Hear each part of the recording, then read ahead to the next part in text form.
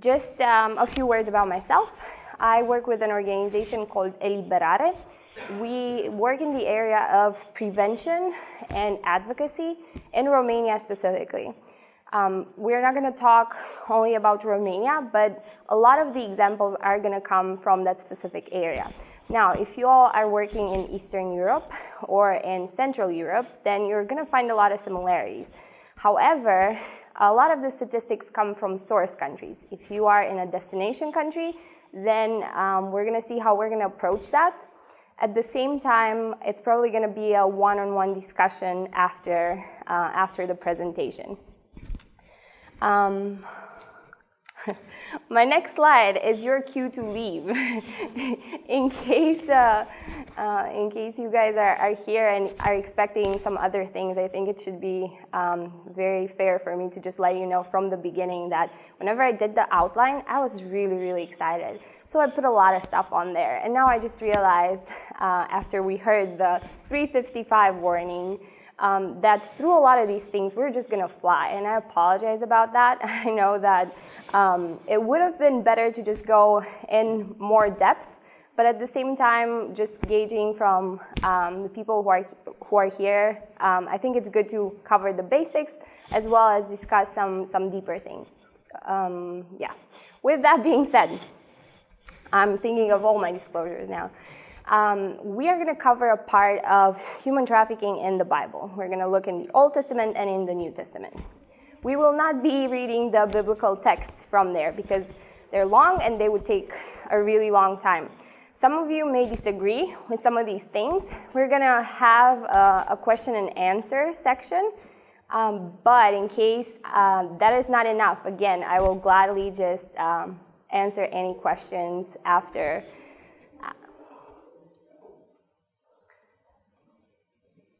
Okay, we're going to start with what is human trafficking. And this leads me into my last disclosure, I promise. We will not be referring to legal terms. We will not be referring to laws in this seminar. I don't think that this is the place to do so. So we will be talking in very simple terms, just so everybody can understand. Also, some of these materials are the materials that we use in schools. We train trainers, and we also have this material certified with the Ministry of Education in Romania. So a lot of these things are going to be in just everyday terms, and hopefully, again, in the end, if you have specific questions on laws, if I can answer them, I will gladly do so. If not, you guys can email me and ask me specifics after I go back home and research. So, with that being said, human trafficking is, in our opinion, modern-day slavery in which people profit from the control and the exploitation of others. So we have the people who are doing the exploitation, which a lot of times are traffickers, or the people who recruit.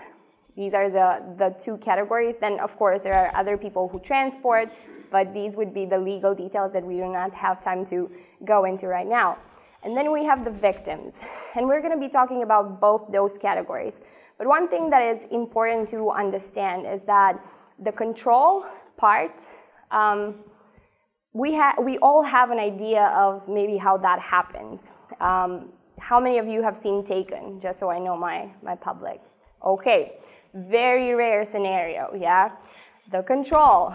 And the way that this usually happens is way more subtle. It would be easy if it were people in white vans, but a lot of times people are being recruited and exploited by their own family members or by people who gain their trust. So when we look at the profile of the trafficker, we're going to be discussing that. Human trafficking starts with the dream of a better life.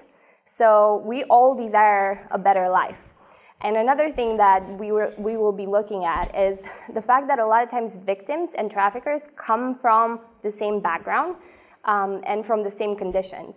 So with that in mind, let's look at the types of trafficking. And usually this is interactive, and I'm going to say back to the camera what you guys are saying, but I want to hear from you all. When you hear human trafficking, what are you thinking about? Prostitution. Forced prostitution. What else? Labor. Forced labor. Violence, that's a means through which people are maybe controlled or kept into trafficking. Global. Yeah, it's everywhere. Children. Okay, children being exploited. The entertainment industry.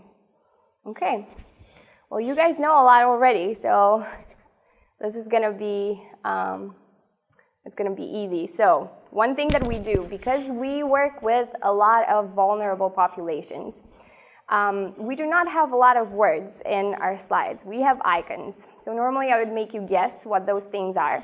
But just to keep in mind, if you guys are working in this area, and actually I should ask that, how many of you are already doing something about this? Awesome. If you work in the area of prevention, I think one of the main things is figuring out who your target group is. For us, we realized that first, after we did a very nice academic type of curriculum, that these are not the people who usually get trafficked. They're people who have maximum 8 grades. They graduate from maybe the 8th grade and sometimes high school. At least in Romania, that's the case. So working with different ways of expressing these things, from pictures, icons, to all sorts of art. Actually, I was talking to one of you yesterday, and you were telling me that one of the best things that you've seen in this area being done was a play. So these are just tips as far as how can we get engaged. Okay, back to types. Sexual exploitation, and some of you have already mentioned forced prostitution. Also, there are certain businesses, and here it's going to be contextualized, but I think it's very common in other countries as well. There are businesses that actually are legal facades for exploitation. And we've heard here the entertainment industry. A lot of times, some of the agencies that promote recruitment for entertainment jobs, they actually end up being a facade for exploitation. Also, in my city, there are a lot of erotic massage parlors, and those are actually undercover brothels that are hiding from the law through this legal entity. You see the little icon that's with the camera? I don't know if in your country's video chat is legal, but one thing that we have noticed is that a lot of the video chat ads are actually advertising specific jobs that are extremely unrealistic. So that verbiage, if you hear it, it sounds like this. Do you want to make a lot of money? You don't need any experience. You just need to be open. You're going to make 100 euros a day. And I don't know about the countries where you guys work, but in Romania, 100 euros a day is a lot of money. So these people know how to attract their customers, so to speak. So with video chat, this became a recruitment form, because even though the girls in this case start working just solely in the video chat, what happens is they end up being recorded, and then they end up being blackmailed with the material that they record. So then they're actually obligated to move from just video chat services to prostitution. The next type that we discussed, that actually you guys mentioned, is forced labor. So we're going to go real quick through this. Some of the industries where this happens, we heard construction. What about in your countries? Forced labor. Can you think of areas? Farming, agriculture. What else? Cleaning, dishwashing. Yeah, the hospitality industry, right? So it could be restaurants in the back end of, or it can be even in hotels. Also, in Romania, the textile industry is blooming, but the problem is that behind the big numbers that are in our economic reports, there are a lot of people who actually end up being exploited in factories. And that's very prevalent across Eastern Europe, actually. And the little broom represents domestic servitude, which is basically a more complicated name for domestic slaves. So a lot of jobs that are coming into Romania, for example, I'm sorry I keep referring to Romania, but to source countries, are jobs that actually happen within the homes of other people. So this could be babysitters, au pairs, maids. And in these cases, the problem is that these people end up going to a different country, their passports are being taken away, and they are then enslaved through debt. The contract says, you know, we'll take you there, we'll take care of all of the visa that you need, we're gonna be paying for your trip, we're gonna help you out for the first few weeks. So when the person arrives there, they end up working within a household. They have their documents taken away from them, and then when they go and ask for the paycheck after working in conditions that are way worse than what was initially offered to them, they're being told this: well, this is how much it cost me to bring you here, this is how much it cost me to process all the documents and so on, this is how much it costs for you to live here, even though they probably live in subhuman conditions. And you are turning on the lights, you're taking showers, so basically we don't owe you any money. You have to give us money. So you will be working for free for us until you end up paying this debt. And can you imagine being in a foreign country, sometimes not even knowing the language, and working and living in the same place, how hard it can be to get out of that situation? There are obviously other types as well.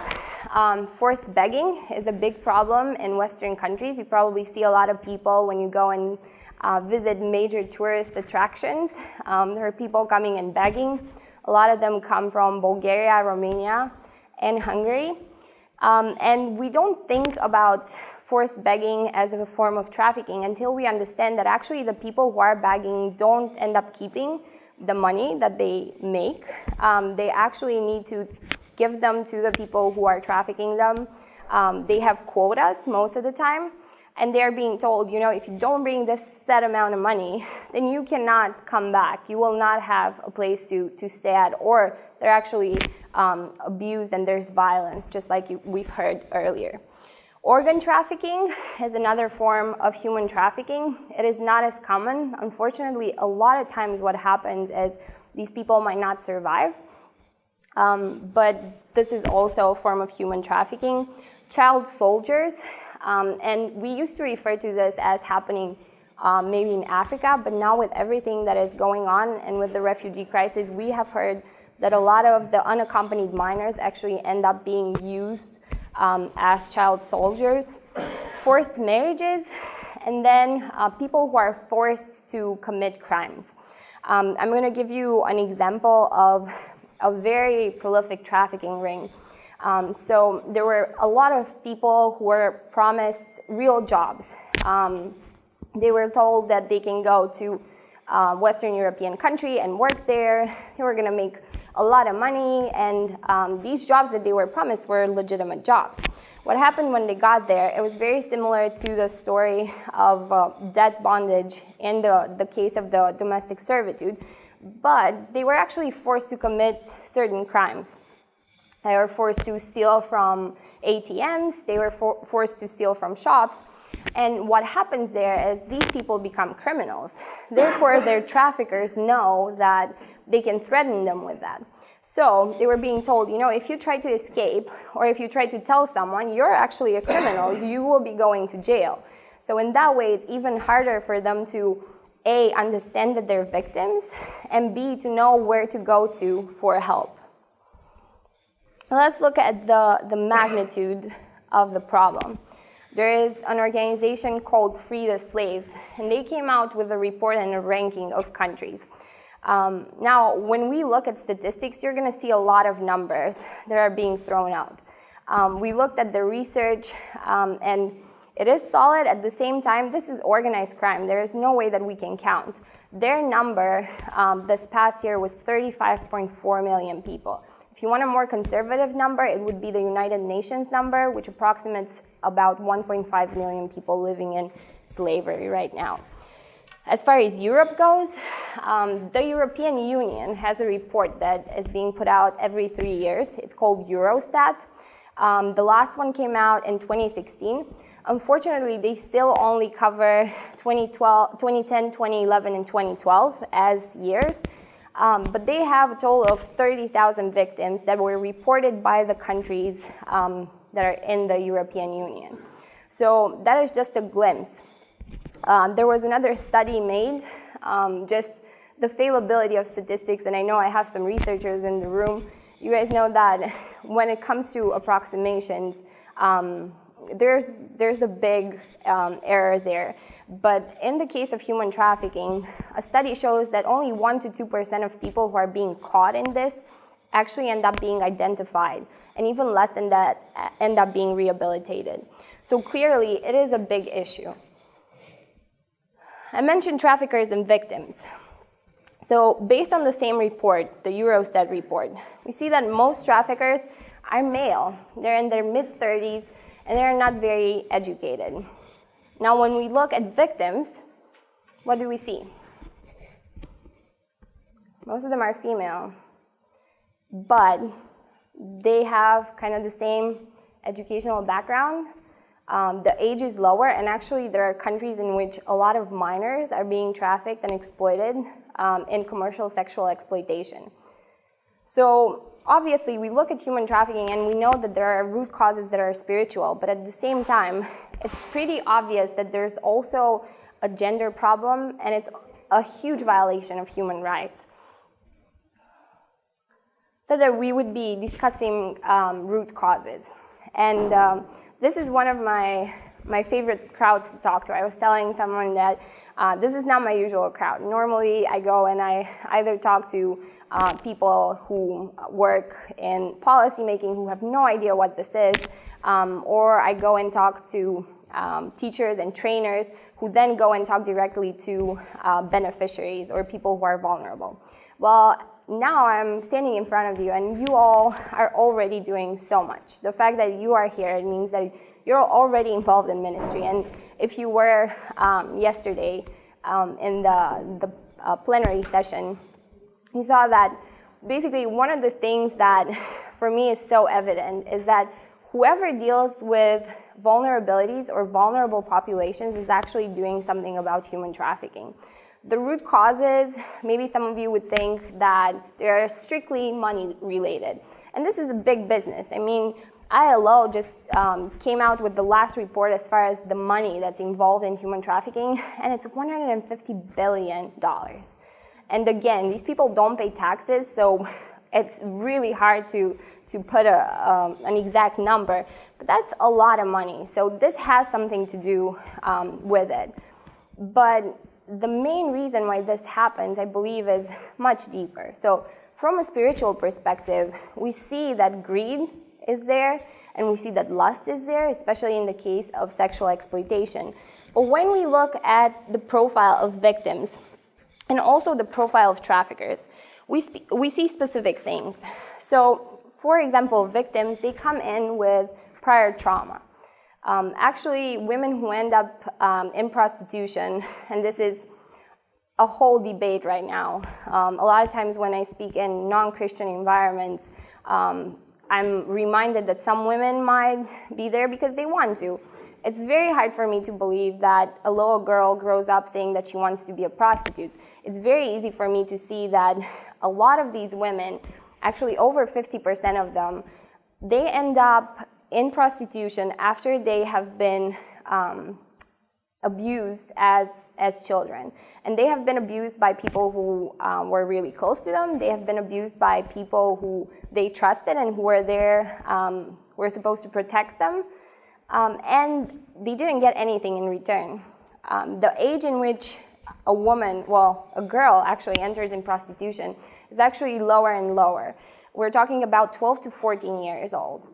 So what happens is at that age, they start exchanging sexual favors, not for money, but for other kind of incentives, so to speak. That might be shelter if they ran away, or it may be certain goods.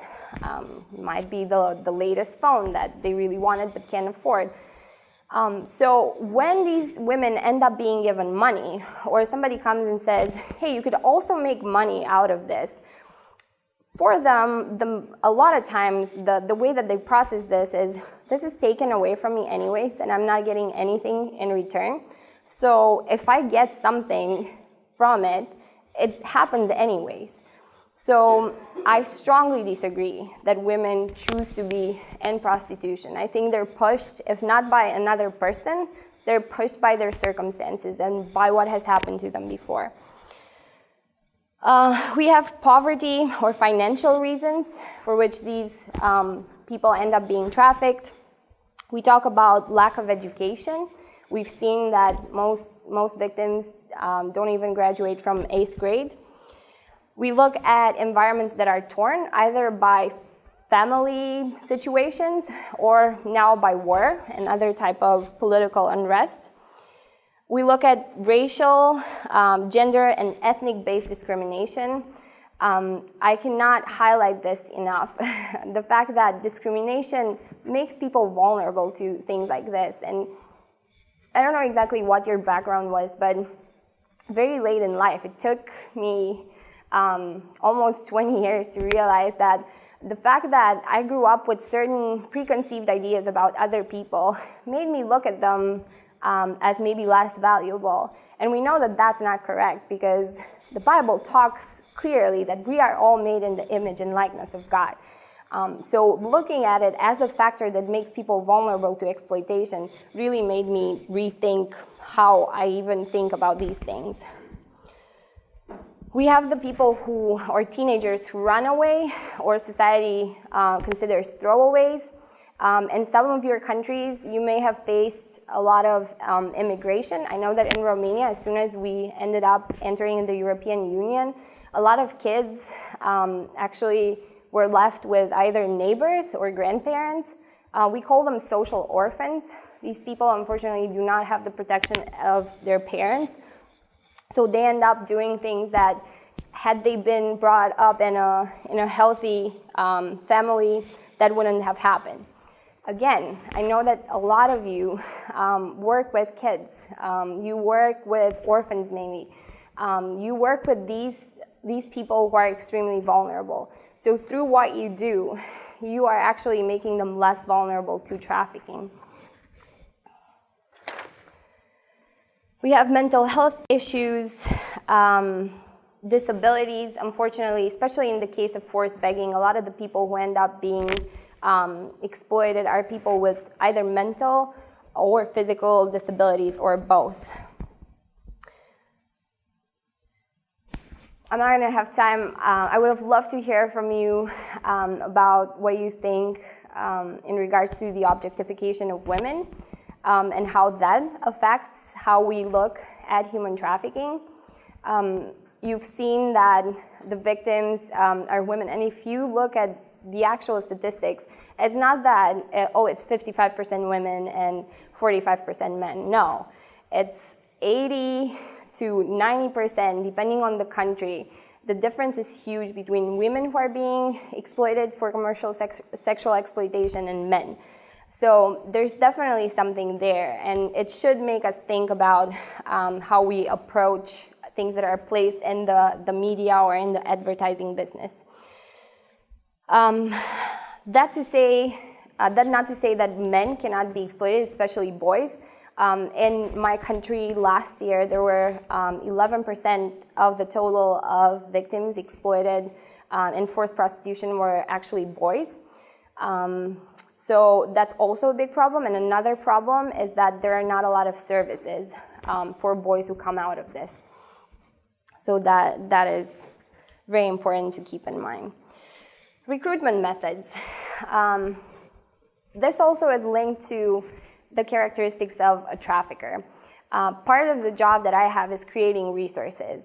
And we realized fairly early that the recruitment methods change from year to year. And unfortunately, what happens is we get our information after things have already happened. So in a way, we're one step behind the traffickers. We see what happened, we wait for the police to do their job, statistics come out, and we say, oh, look, the recruitment method is this. However, there are specific characteristics that traffickers have that do not change. Their methods might change, but the typology of people is kind of the same. So we have a flyer, and I do not have the picture here, but if you go on our website, you can see it. There's a really shady looking guy, and he just stands like this, and we say, how do you spot a trafficker?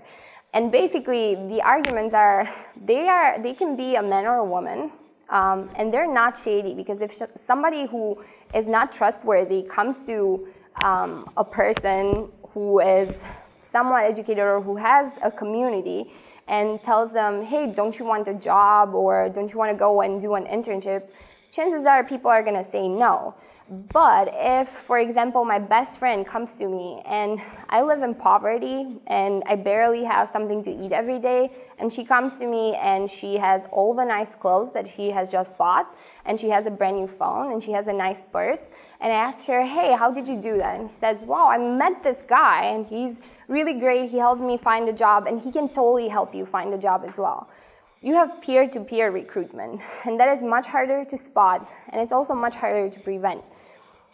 But we need to make sure that whenever we do talk to people who might be vulnerable to this, or even among ourselves, we educate ourselves in regards to these things. It's important to know that these people, sometimes they recruit online. We might not even know who did the recruitment. We had an increase of 20% more cases recruited through social media last year. That's huge. That means that a lot of times these people don't even know who's recruiting or exploiting them. Facebook has become almost a menu from which people can order their victims, unfortunately. Also, I think it's important to look into the lover boy method when it comes to recruitment. And this is a huge problem. Last year, I got to go to Vienna, and prostitution is legal in Austria. It's limited to specific areas, and there's an organization that we partner with who does outreach. They go, they build relationship with women who are in prostitution, and they just love on them, which I think is great. So they asked me if I wanted to go with them and help them translate, because they said all the girls in this particular parking lot were Romanian. And I thought, that's really weird. So I got there, not only were they all Romanian, but they were all from the same area, and some of them were actually related. And they were there, and I started talking to them. They were very open. It was really cold, so they were not wearing a lot of clothes. I was wearing a lot of clothes, and I was still cold, so I asked them, aren't you cold? They said, well, when it gets really bad, I just go into the car with my husband. I'm like, wait, what? And they're like, yeah, our husbands are over there. They're protecting us.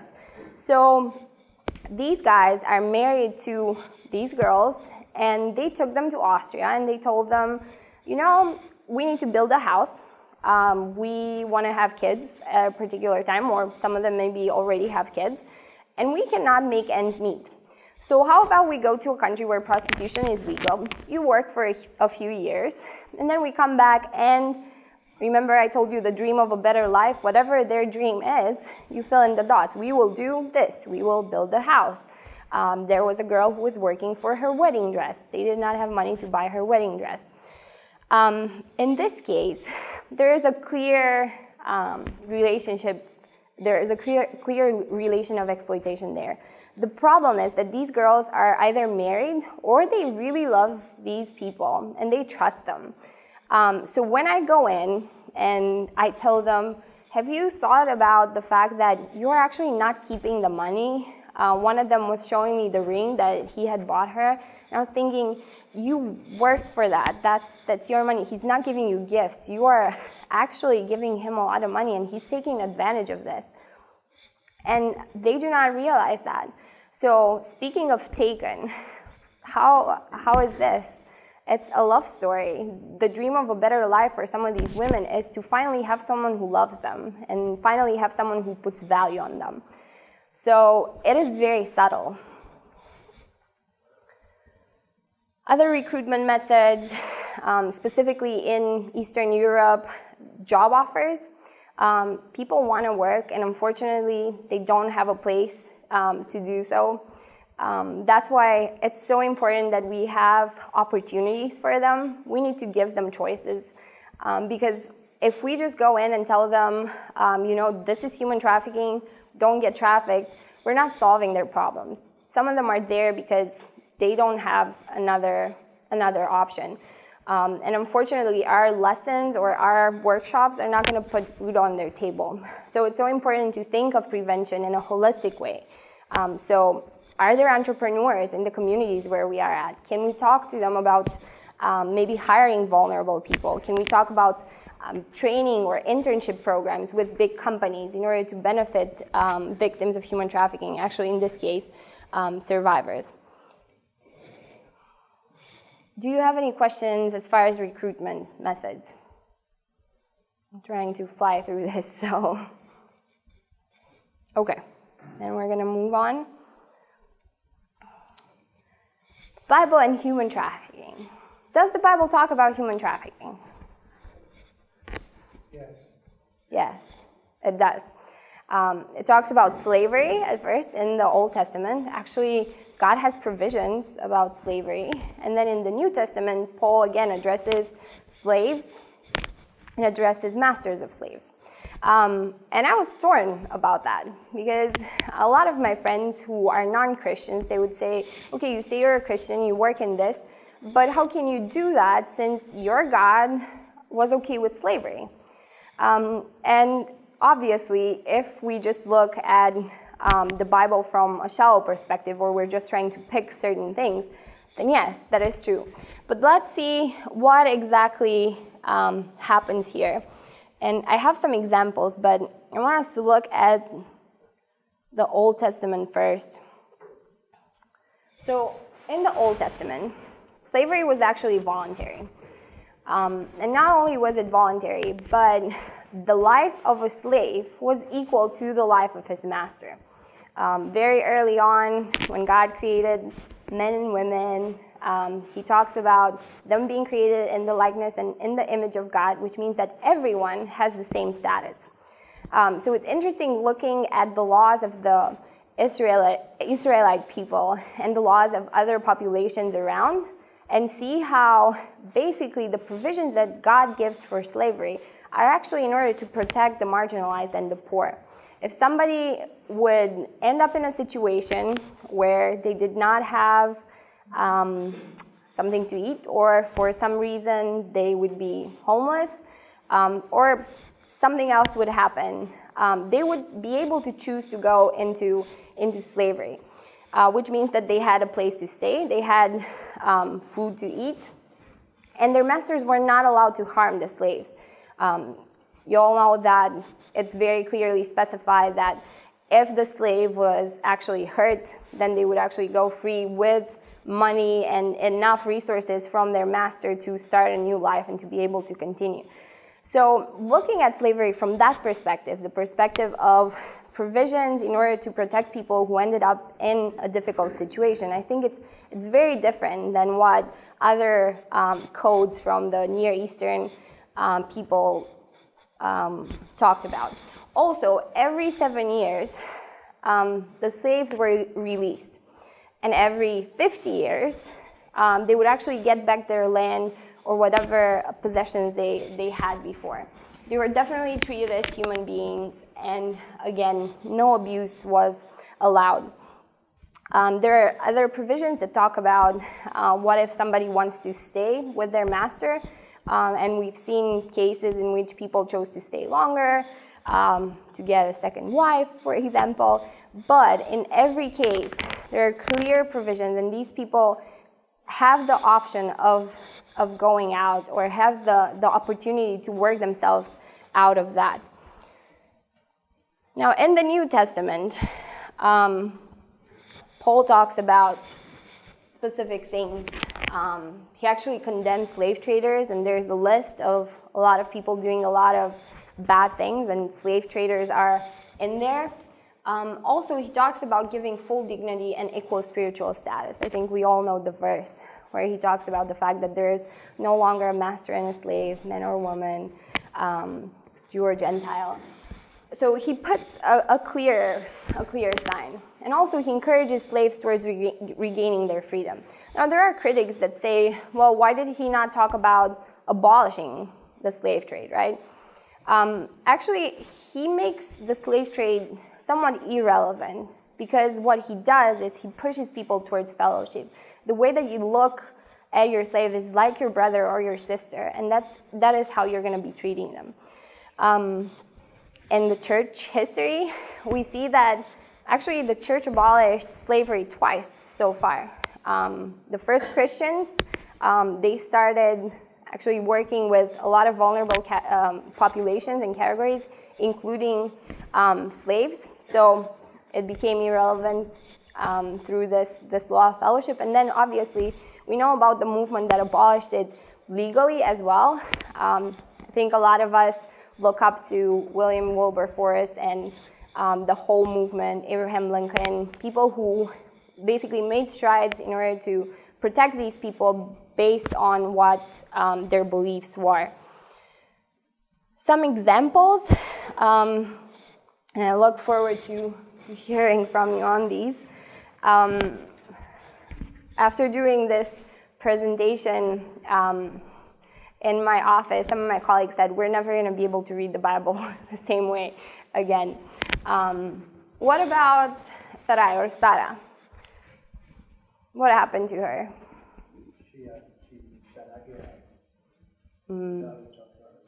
I'm actually not talking about that. I'm actually talking about the fact that her husband offered her, pimped her out to two kings.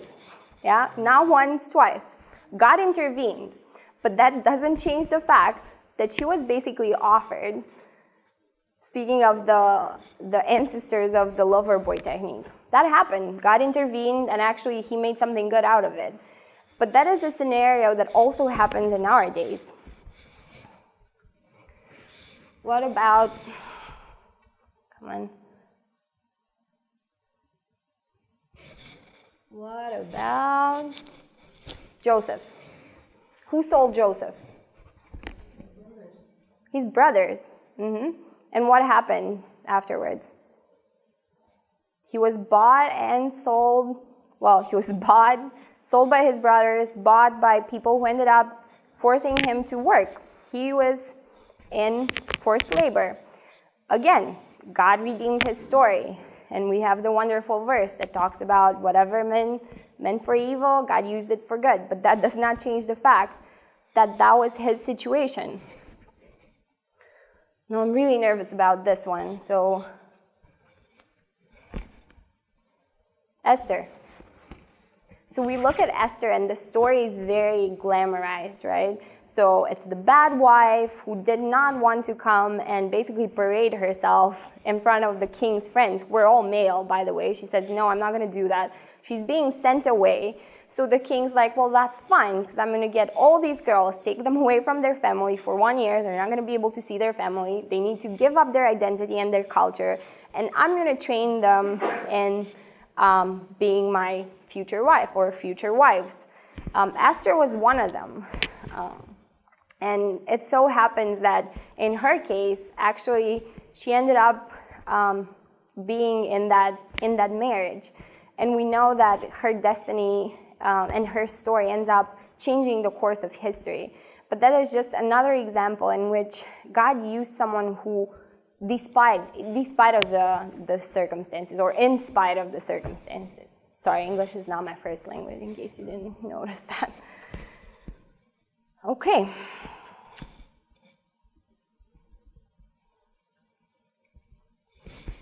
Calling of the church. I told you guys that this is probably my favorite group of people that I'm talking to, and if I didn't, and I'm just going to re-emphasize this. And it's because you already get a lot of these things. I don't have to come here to convince you to do something. You're already doing something. But as a people who actually came out of slavery, and I'm not going to be discussing now if we are the new Israel or not, we were slaves to sin. And Jesus came and he freed us from that slavery. We were in bondage, and he came and freed us.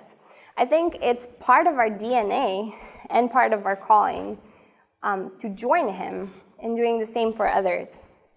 Now, there's a problem here, and maybe this should have been in my disclosures. A lot of times, it really bothers me when I hear people talking about the issue of human trafficking, and you guys saw that I named my workshop The Sexy Cause. It's all over. It's the hip thing to do. We're going to go ahead and fight against human trafficking, and we're going to abolish slavery, and we are going to abolish injustice, and we're going to be doing all these things. And the focus is not actually on the people that we are called to serve. It's on us and what we're going to do and how it's going to make us feel. And the whole idea of rescue, we're actually going to address that next. But I think it's very important to understand what our expectations should be when we start working in this. And the ones who are already doing this, I think you've seen that it's not that easy. You don't just go in and rescue people. You don't go and take people out. And actually, the moment when they come out of that, the real work just begins, because rehabilitation is a process, and it's restoration, and it's holistic, and we need to look at it from a lot of perspectives. So I would say that first and foremost, the calling of the church is to pray. We're being called to pray all the time without ceasing. So maybe add this to your prayer list. I know some of you in the room, and I know that you guys are prayer warriors. So if this isn't on your list yet, please put it on your list. And don't just pray for victims to be rescued. Please pray for the people who work with these individuals. It's hard. If you don't have your theology right, then it's very easy to get discouraged when you see so much darkness and so much violence, and you see so much brokenness.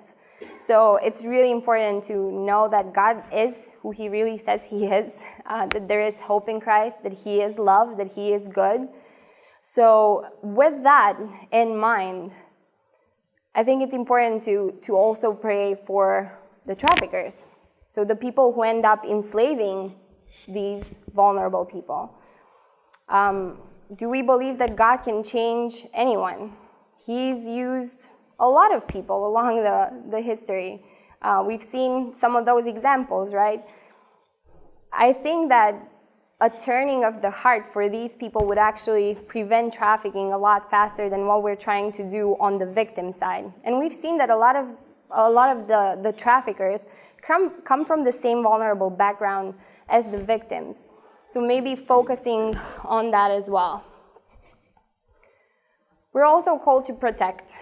And that's being done through activities that I've already mentioned, so I'm not going to keep talking about what you're already doing. But speaking up for the ones in our society that maybe are left out. Jesus spent a lot of time with the invisible people of his days. He made them visible, actually. He put them on the radar. And we see him spending time with women in prostitution. And I don't think he was doing that just in order to be scandalous. I really think that he realized how vulnerable they were, and he placed value on them. Prevention. And there's a great story in 2 Kings 4. It's about a widow. And she's being asked what's in your hands. So when we think of prevention, I told you, let's think of opportunities. Let's think of what these people already have in their hands. Are there things that they can do? Are there skills that we can give them? Can we empower them? This woman goes from being a widow to being an entrepreneur, right? She's being asked by the prophet, what do you have? And she says, well, I have some oil. So then he helps her multiply the oil. Well, God multiplies the oil. And then she's being sent out. And he says, go and sell this. Go, here's a skill. Here are resources. And then go ahead and focus on not going back to the same situation. But it's not just humanitarian work. It's very much long-term and with a vision for the future. We're not just working on a heartbleed. We're actually thinking strategically of what can we do? How can we empower people? the idea of placing value, and of course, the same verse comes to mind, the idea of dignity. It's so important when we work with either vulnerable people or survivors to not forget that they deserve dignity, and we need to treat them as dignity. And this is in every aspect. How do we fundraise for our ministries? Do we just tell stories? Do we actually reuse the people that we are working with in order for our donors to feel moved? How do we talk about them? These are important things, and there's a great resource that I can send to you if you're interested in. It's made by Love 146, and they talk about the verbiage that we should use when we refer to these people. And then we're called to persevere. Whenever I decided to go back and work in this, I had very clear understanding of what I was going to be doing. I was going to go into a country, a destination country, and I was going to work in a shelter, and I was going to pray for these women, and they're going to be rehabilitated, and we're going to have all these success stories. And also, we're going to continue praying, and a lot of them are going to come out, and the shelter is going to be full, and we're going to need another shelter to fill the beds. And my plan was very much set, because I believed, like it wasn't, I did not have bad intentions. I really believed that that could be done, and I still believe that that can be done. But I think this is a work of perseverance as much as it is a work of the heart. So with this, be ready to have some heartbreaks. The first time that I was in a shelter and a girl that I worked with decided to go back to her trafficker, I did not know what to do, because that was not in my plan. And I was not ready for that. And I was just wondering what did I do wrong? Why is this happening? How does this go? And then looking into it now, realizing that women turn back to the life 3 to 4 times. This is a statistic that was put out by a clinical psychologist that works with women who work in prostitution. Melissa Farley, actually, her research is great. She showed that the same amount of times that a woman tends to go back into the life is the same amount of times that actually a drug addict goes back to his habit. Now, that is not the rule. It is definitely not, it doesn't have to happen like this. I'm not saying this is what's going to happen. No, I believe that God can just come and break any type of bondage from the first time, and I hope that happens. But in some cases, it's not going to be like that, and it's going to be hard. So what do we do then? Do we throw in the towel? Also, self-care. If you go into this, it is so important to understand the importance of self-care. And we have a therapist here, and I'm sure she could talk more about that. But these are things that normally when we hear about this and God tugs on our heart, we don't understand that we need to take all these things into consideration. So with that, responding to why not rescue? Basically because Jesus already did. He did the rescuing part. We're partnering with him in this. And we get to do some extraordinary work, but we're not the ones who are actually accomplishing that. It's in him and through him that we do have the victory for it. These are some of the sources that I've used. Some of them are in Romanian, but they're also available in English. If you want some lessons that you can use maybe in your ministries, I'll gladly send them to you. Also, the book, It's Got a Moral Monster, is a great book. It addresses a lot of controversial issues, the way that God looks at women, the price that you have to pay for a bride, how do we buy and sell people. Really good book. Also, Eurostat is the report on the European Union. Now, I do have to say that we talk about main source countries within the European Union, and we say, oh, it's Romania, Bulgaria, and Hungary. Now, there are other countries that are not EU member countries in which this is a much bigger problem, and I'm very much aware of that. So if some of you guys are from Serbia or Moldova, I can totally understand how that works. And by no means do I want to make the problem that I have bigger than what yours is, or the way that it's depicted in this report. That's one of its limitations. And also Hands That Heal. It's a material that's made by evangelical Christians who, it's actually a PhD doctoral thesis, but it's a great resource because it not only talks about prevention from a trauma-informed perspective, but it also addresses things of the heart. It addresses all these subtleties that we maybe didn't think of until now or whenever we started looking into this.